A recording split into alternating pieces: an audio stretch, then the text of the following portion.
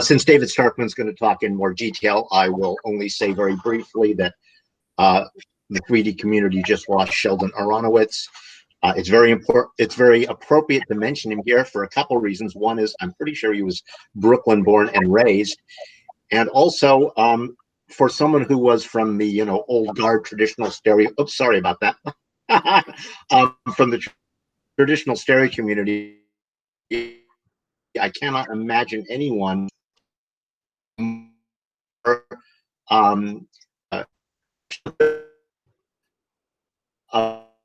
of inclusivity, because that's what Sheldon was all about. He was very simply the warmest, most wonderful guy you could ever run into.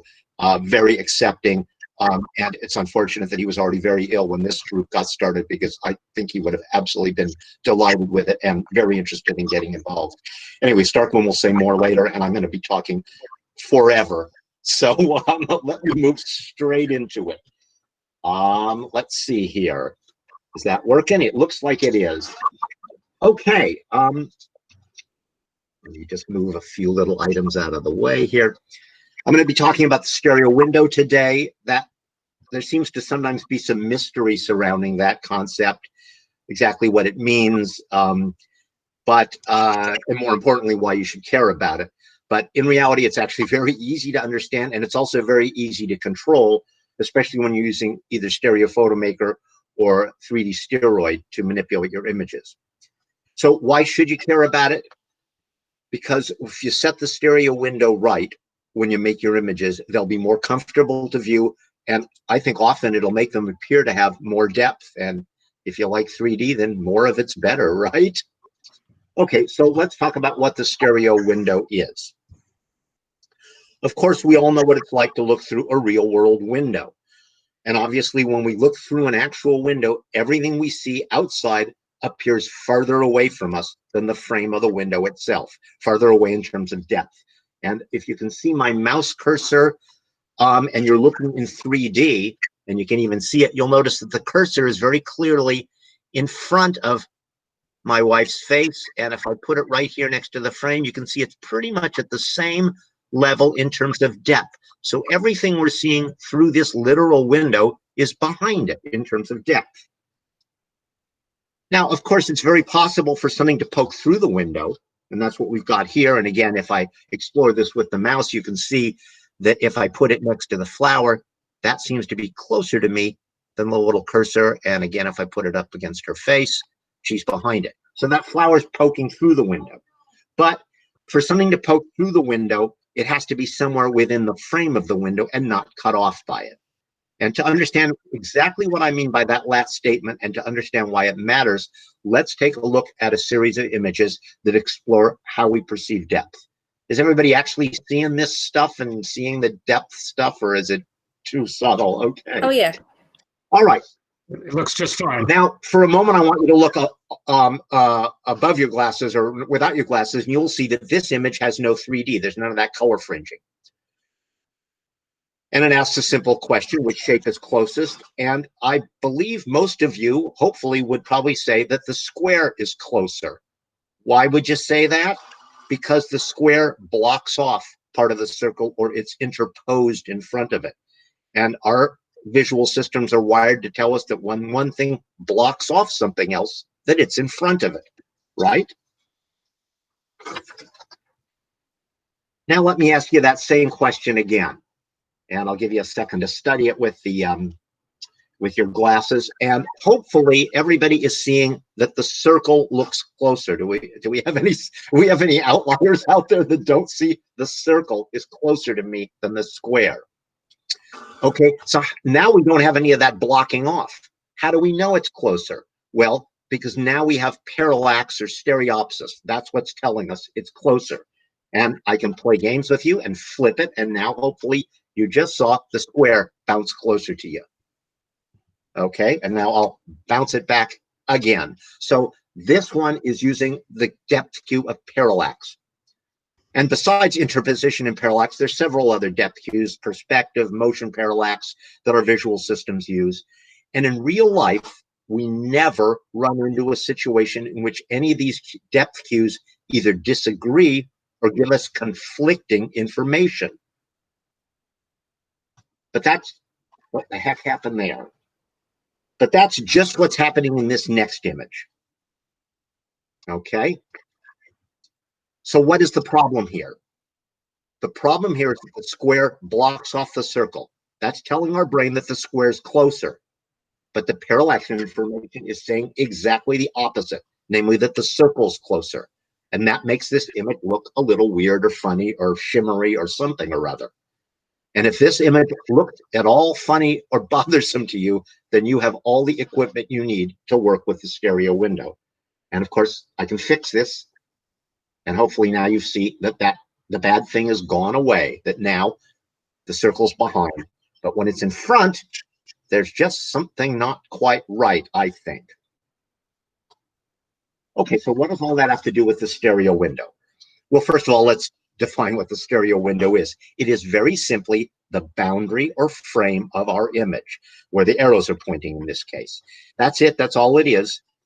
It's the frame that's holding our stereo composition, just like the real world window that we saw the woman in the garden through at the beginning. Now, the problem with the stereo window happens when we have a situation similar to what just happened with the circle and the square.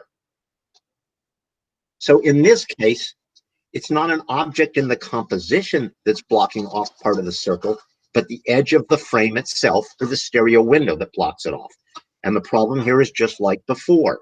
Namely, interposition tells us that the circle's behind the window, behind the frame, but parallax is telling us it's in front. And let me move the cursor right up next to this thing so you can see. The cursor is right at the exact same depth as this edge of the frame or the window, but it's very clearly, I hope, behind the circle. So the circle's through the window, but the edge of it being blocked off says it's behind. And if I flip it again, the bad thing goes away. Now the circle's behind the window, both in terms of interposition and in terms of parallax or stereopsis. So that fixes it. And if you want, I'll flip it a couple of times more. So just hopefully everybody sees that this is somewhat, there's a little bit of shimmering or some weird thing happening when I do it this way. But when I move it back, everything's good again. Now, at the very beginning, I said that when something can come through the window if it's not blocked off by it. And that's what we're seeing here. Here, the circle isn't blocked off by the window, so there's no reason why it can't come through. And again, I'll put the cursor near it so that you can see, hopefully, that the circle's closer to us than the plane of the window or the plane of the screen, which the cursor lies in. But there's no problem. And now I'll move it back. There's no problem there either. So it doesn't matter which way I do it. It's all good. Now let's see about how this works with a real world photo instead of one of these drawings. I've got the same problem here I just had, especially these petals at the right here. If you look at the cursor, you can see they are way in front of it. They're way in front of this white frame that is defining my stereo window. And I'm getting a little bit of shimmering on the right there. In other words, when I look at this far right part of this petal or this, it shimmers a little bit to me. That's somewhat problematic. And it's the same thing. Again, interposition says this petal's behind the window. Parallax says it's in front. And my brain doesn't quite know what to do with that. So let's fix that. Now I just pushed it behind. And I'll get into how I do that in a moment. And if I put the cursor here, you can see that petal has now gone behind the window. And in my opinion, the shimmering is gone, and this is more comfortable to look at. And let me bounce a couple of times between those. This was through the window. This is behind the window. And hopefully this one looks a little more comfortable to view and a little less problematic. And I'll tell you again, I'm going to get into this later, but this is very much related to the size of your display. When you're looking at a photo on a big screen, the window is a huge, big deal. And when you're looking at it on your tiny little phone screen, a lot of times you can basically just ignore it. But having said that, I still feel like you've got to set it at some point, or you should set it at some point. So you might as well do it right the first time. Okay, so if I just convinced you that the stereo window matters at all, then how do we adjust it? How do we actually perform that task? And it turns out that's actually extremely simple. And if I'm using Stereo Photo Maker, which is how I'm displaying these images to you right now, there are two built-in, very easy ways to do it. And if you look at this thing, you can see, hopefully, that this is coming very, very far through the window, particularly on the left. So to adjust it, I'm going to go into this Adjust menu. And then the very top option is Easy Adjust. And then there's a slider right up here. And now I would say look over your glasses again for a moment so you can see what I'm doing. As I move this slider, first of all, you can see, very clearly that, things are doubled. And as I move them, you can see this allows me to move the relationship of what's overlapped and what's not.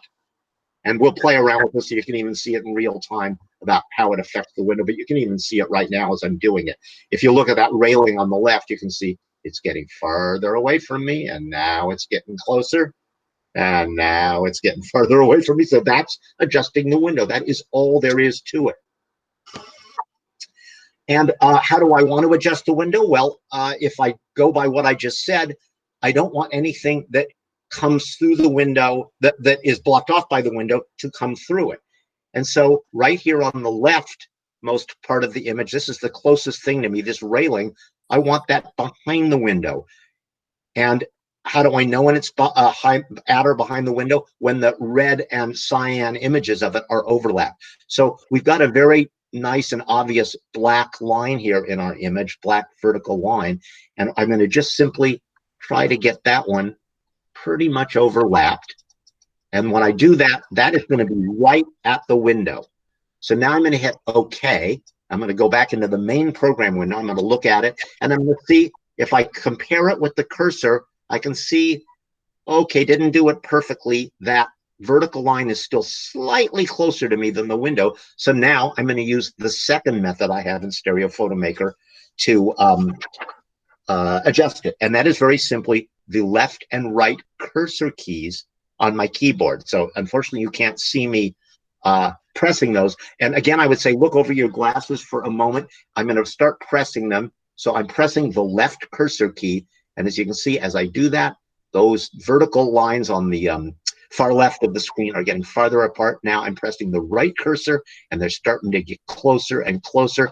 And now I'm going to put my glasses on, and I'm going to keep pressing them until that railing looks like it's gone just behind the window to me. And often I do this by eye. Now, if I put this cursor over it, you can see it is very, very slightly in front of the window. Now you know why I said don't do this on a cell phone, because unless you've got extraordinarily good eyesight, I doubt you'll be able to see that. And so now I want to just bounce back and forth between the results of this and my previous one, so you can again see how dramatic the difference is. Here is basically the finished one. And here again is what I started with. This is where I started. You can see, hopefully now, how bothersome all that stuff on the left and even on the right is. There's all sorts of shimmering because there's so much material in one image that doesn't appear on the other. And when I go to the properly one, it goes away. And now I think it's more comfortable to view. The other thing, and you can judge this for yourself, is I think this image looks more deep, more 3D. In other words, when I look at this, and then I go to this, the second one, the farthest stuff in it looks farther away to me. It's got more 3D. Maybe, I don't know if people will agree with that or not. That's something you'll have to decide for yourself. There's one other thing I want to hit in this section, and that's something that came up in an earlier BSA, or now BSC meeting, and that's the difference between the window and the depth in an image. So the amount of depth, that is the distance in depth or z-space in an image, is set when you either take the photo or when you make the drawing in this case, and it's baked in right then, and you can never change it other than simply by cropping out something. So in other words, if I get rid of one of these circles, yeah, now I got less depth in my image. But as long as I keep all this stuff in the image, I can't change that. But what I can do is change how far these three elements appear from me and how they are how they appear with relationship to the window. So the way I've got it done right now is this middle circle is exactly in the plane of my screen or at the window. And this one's way in front of it, and this one's way behind it. And now I'm going to go back into adjust, easy adjust, and I'm going to move them. And you're going to see when I do this, now I put this at the screen, this in front, and this very far in front, or vice versa. I can move this now at the window, this is behind, and this is more behind. But even though I've moved the distance I am from these things away from me, what I haven't done is change the distance between this and this. The inherent or total depth in the image isn't changing. All that's changing is how far the closest object is from me. It's like three soldiers standing there, and they can march towards me and they can march back from me, but they always keep the same spacing between themselves. Okay?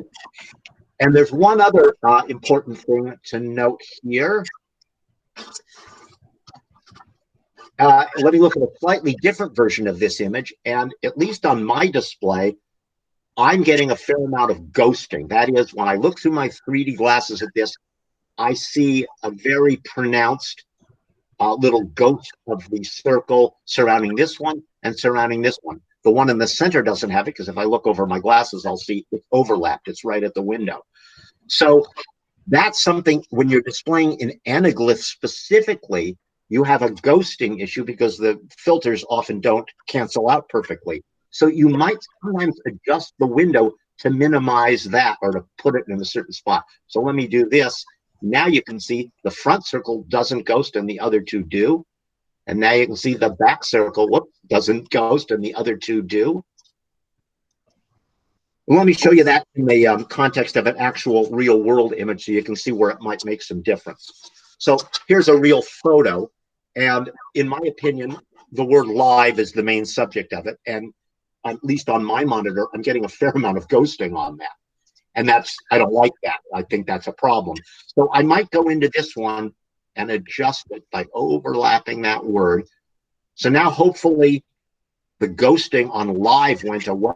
Now it got a little work back here on stilettos, but that isn't nearly so bothersome to me when I view this image, because my eye doesn't go immediately to that and stay on it because it's not the main subject. So again, typically for anaglyph display, ghosting is also another factor in how you set the window, because whatever the window is set at, that's the thing that won't have the fringes. So if you look over your glasses, when I have live set right at the window, the fringes largely disappear, and therefore I get no ghosting there.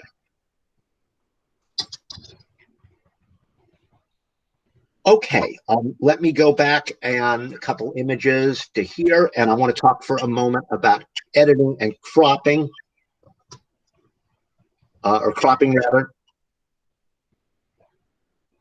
Actually, this is where I wanted to take a break. How are we doing on time, and how are we doing on patience?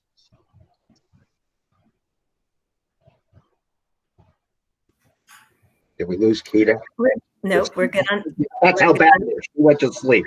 No. We're good on time. Okay. And I think content-wise, we're good as well. Now I'm going to start to get into all the stuff about how to actually use the software to do all this stuff. So there's a lot of menuing around and stuff like that.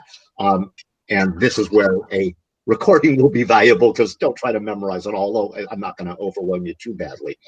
I want to talk about cropping for a second in Stereo Photo Maker. To do that, you go into Edit. They moved it on me. Where the hell is it?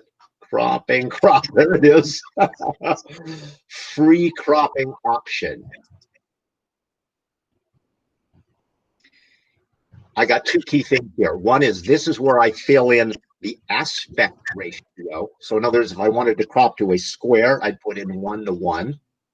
And if I don't click this, it won't apply that constraint or that crop. So in other words, if I don't click this and I click OK, to crop, you put the cursor in the upper left of where you want. Then you press and hold the left mouse key and you drag it to where you want. And you can see I'm not constrained in aspect ratio.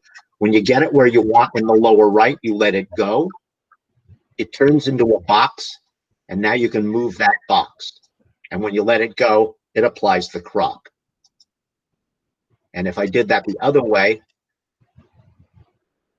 with this checked, you'll see it's going to force me to a square. Now, no matter how I move it, it's forcing me to a square. But it's only an aspect ratio. In other words, I haven't told it what the pixel dimensions are. I've just told it the aspect ratio is square. So this image could be 500 pixels by 500 pixels. It could be 1500 pixels by 1500 pixels. The program set the aspect ratio, but not the actual size.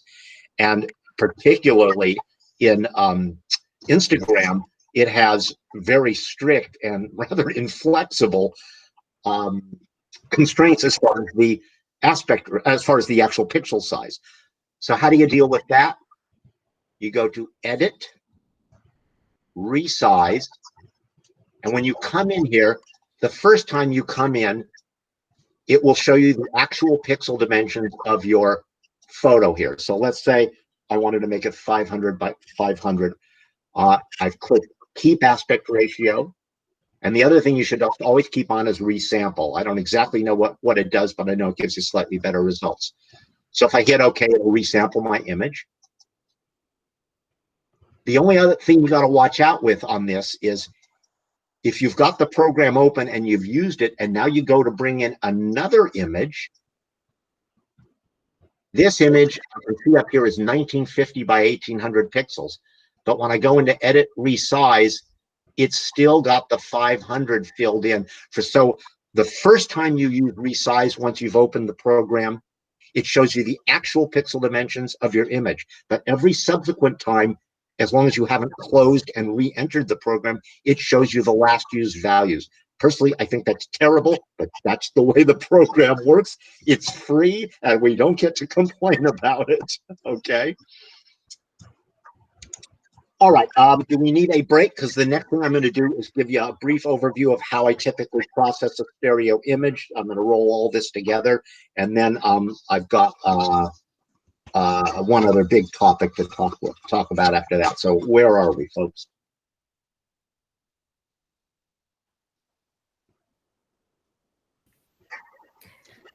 There's a question from David Starkman. What size do you use for Instagram? You can Google it. I think it doesn't go wider than 1080, and it has aspect ratio constraints. So what I typically do for Instagram, and actually I'm going to show this in the next section. That's exactly what I'm going to demo, but I'll cheat it and tell you in advance. Typically, I do 1080 wide, and I usually crop to a very slightly tall, like 24 by 25 aspect ratio. But I'm going to show you exactly that in a minute. But yeah, Instagram, I always say it, for a photo sharing platform, it's a terrible photo sharing platform. It's just a pain in the neck because it is so inflexible on its input requirements. Although the one thing you'll notice, Stereo Club Tokyo just asked people to post 16 by 9 images, and I'm like, that's the worst thing for Instagram because they got to be double wide. But they told people to stack them, cross and parallel. And when you do that, of course, it doubles the height, and it works great. So it's like, oh, okay, I should have known that those guys would think of everything and be way ahead of me. But when I saw that at first, I thought, that's terrible. It's the worst possible format for it. Anyway, can I move right along? Can I give you another question? Yes. So Sarah has put into the chat, would there be an opportunity for you to explain more generally for people here who do not use Stereo Photo Maker how to apply these concepts using whatever app they use to view stereos or composite stereos? Yeah. I guess I could conceivably sign in on my phone and show you on 3D steroid screen share on that. The only hitch is I'm not particularly familiar with it because I don't use it. But the bottom line is that steroid does all this stuff. I'm not exactly sure how it is implemented because I don't use it. And the thing that I haven't figured out about it, but I imagine it does, is when I use the left and right cursor keys here, it constrains it, and there's no possibility of introducing a vertical misalignment. You see, it's only moving left and right, which is Windows things, but it doesn't change the vertical alignment, which is what you don't want to do. Whereas in steroid, it seems like you have to use your finger, and if your finger isn't so steady, you can pull the thing out of vertical alignment. For all I know, he's got a workaround. He's got a way of not doing that. I just don't use it, so I don't know. But that would be the only caveat: is you've got to make this windowing is purely a horizontal left-right move. It she's saying. Oh, okay, there you go. Problem solved. Thank you, Sarah. So steroid most definitely has it, and that would be certainly the application I would use for processing a stereo image in terms of the window setting. Obviously, in terms of all the other manipulation stuff, you're going to do that somewhere else. But it is a very good place to start. And it also, I'm going to get into something later about the allowable depth in an image. It also even has some tools for allowing you to control that. Anyway, let me move forward and show, because I think what I'm going to show next may answer a lot of these questions. Let me just show you how I put it all together. This is how I typically process an image. So I'm going to pull something in, and I'm going to do just a quick adjustment here just to show you something before I start. And that is, if you look over your glasses, you can see, hopefully, that the frame of my glasses here doesn't overlap. There is a vertical misalignment in this image. And if you look at the hinge on the right, you can see it's a little higher in the cyan than it is in the red. I just wanted to make sure everybody sees that before we start off. So the very first step, there's three things I'm going to do. Or maybe fourth, rather. I'm going to auto align, I'm going to window, I'm going to crop, and I'm going to resize. That's my basic workflow.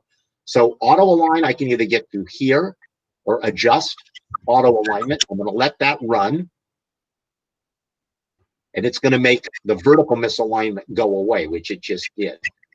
And next thing up, so I've now auto aligned it. That is absolutely the first step I do on every image ever, categorically. There's a batch mode for doing that, and that's how I most often do it. But there is nothing I ever do with 3D images where the first step isn't that auto align. This is probably hurting your eyes with the window set so far back. So the next thing I'm going to do is window it. And so I'm going to pull my my shoulder over here, which is the closest thing to me, so it pretty much overlaps. And then I'm going to hit OK. And then I'm going to put on my glasses. I'm going to put the cursor there, and I'm going to see, oh, it's still a little bit in front of the window. So now I'm going to use, oops, I always go the wrong way the first time, no matter what. Now my shoulder's just behind the window. Okay. So I auto-aligned it. Now I've windowed it. Now I'm going to crop it. And again, let's say I'm doing this for Instagram. So I'm going to use 24 by 25. That just happens to be the aspect ratio I want to use, but that is by no means set in stone. I'm going to go in here and say, oh, maybe that's how I want to crop it. How's that? Okay. So now you should have something that's relatively comfortable to look at, as opposed to what we started off with, which was probably agony. And then the last thing I'm going to do is I'm going to go into resize. If I'm intending this for Instagram, you can see this is very, very much larger than Instagram, and I'm going to go 540. The reason I'm saying that is, keep in mind, I'm looking at a stereo pair, and the resize tells you the pixel dimensions of one side of what you're doing. So I'm going to do that. So in other words, if I post it like this as a side by side, this total image is 1080 wide now, because it's 540 plus 540. And it's also the right height for Instagram aspect ratio constraints. So that was it. That's how I would process a typical 3D image. It may seem like a lot the first time you look at it, but it's really very simple. And once you get practiced at it, you can go through it in a matter of minutes. It's really very simple. Okay. The last topic I want to get through, thankfully for all of you, is the amount of allowable depth, because that seems to be the other big thing that we have a lot of questions about. How much depth can you put in a 3D image? What baseline can you use? And let me again illustrate that with a series of drawings. So if you look at these through your, this was suggested by Pascal, by the way. If you look at this, this is very dependent on the size of the monitor you're looking at as to which one of these will bother you and which one you'll like. I'm going to go through a series of images. Is this my first one? Yes, it is. Okay. This is all, each one of these things we're going to see is the same object rendered with successively more parallax or baseline. In other words, it's as if I took this photo and separated the camera a little bit more each time. And in my mind, the thing becomes elongated and doesn't look cubic. And also by the time you get to this one, it gets to be incredibly uncomfortable to view too. So somewhere around here, I would say this one, for me on my monitor right now, this one gives me the most satisfying combination of depth, looking like a cube and not like something elongated. And then as I go, this already starts to look elongated to me. This is worse. This is much, much worse. So I just wanted to give you guys a quick idea of that as you take a given object with more and more parallax, you change the way you perceive it when you look at it in a 3D photo. Now, how do I know how much parallax I've got here? Well, let me show you a feature that allows you to determine that. It's built in the Stereo Photo Maker. And the first thing I'm going to do before I employ that feature is to converge the very front face of this thing so that all the parallax is back here on the back edge. That's going to make it a little easier to use this tool. And the tool I'm going to use is the grid feature, which I go to grid setting. I'm going to click show grid, and it's going to put up this grid over the image. And right now, I don't care if it's horizontal one, I'm not using it. In fact, I'm going to set it to one to make it a little less visually busy. This tells me how many lines I've divided it up into. Right now it's 29.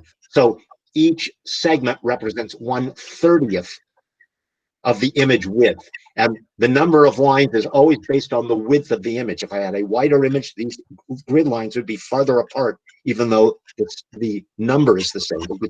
It's the number of grid lines in the image. So if I look at this one and I adjust this until these match up, it looks to me like now the spacing, if you look over your glasses for a moment, between this, the cyan, and the red is about the same as the grid spacing, and the grid spacing is 24. So that tells me that this image that I thought looked comfortable has about a 1/25th parallax. In other words, the amount of parallax in this image is about 1/25th of the image width. Okay, well, how does that help us? Well, I know from experience that for large screen projection, a maximum space value of about 1/30th is comfortable to view. For a traditional size stereo card, the Holmes 3.5 by 7-inch stereo cards, usually around 1/20th to 1/25th works.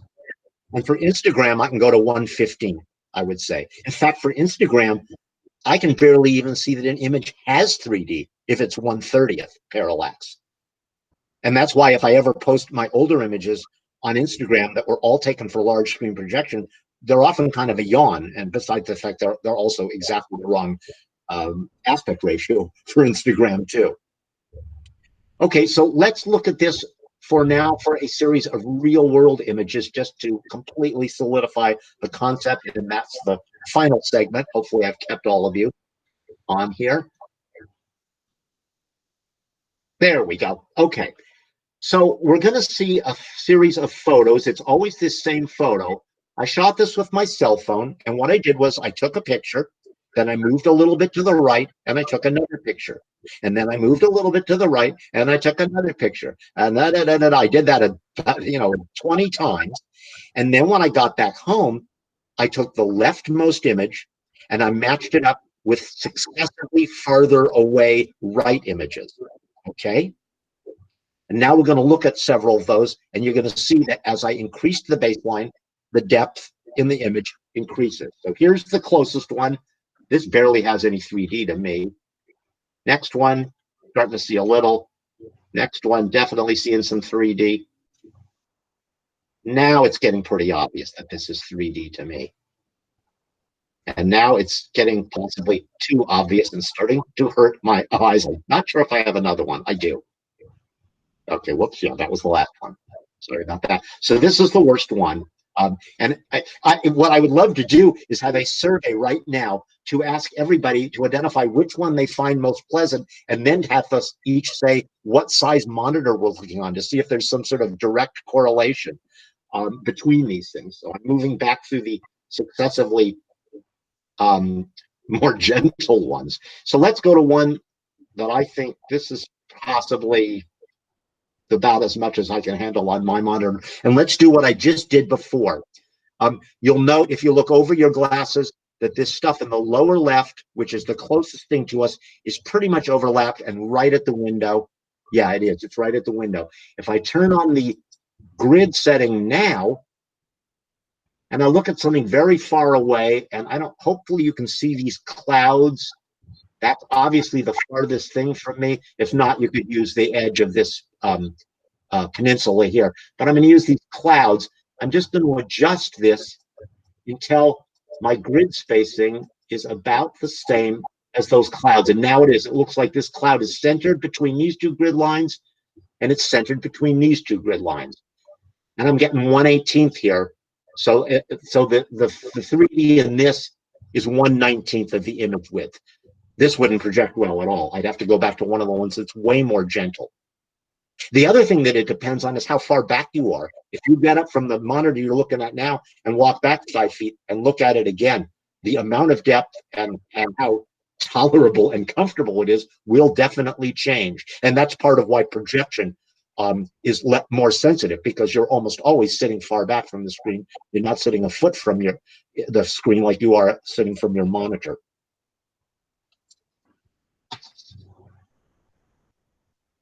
All right, that concludes the scheduled portion of the broadcast. I think that's everything I wanted to say. Hopefully, I've given you some idea of that. The amount of parallax in an image depends on the camera spacing, and the amount of allowable parallax depends on how you're going to view the image, how you're going to present it. And I've given you the tools to determine quantitatively what it is, and also how to manipulate it in terms of windowing properly, and then editing, cropping, resizing, all that sort of stuff, so that you can make an image in exactly the format you need for whatever device or platform you're going to display it on. Thank you, David. You're very welcome. Yeah, and for me, like that, because I've never done any of this, I would definitely be referring back to the recording. Yeah, right. But I appreciate that you started out with those very simple examples before progressing to photos, because I for me anyway, that really helped me get the concept with just basic shapes first before moving on to something more complicated. So yeah, I really appreciate it. I'll have to get this.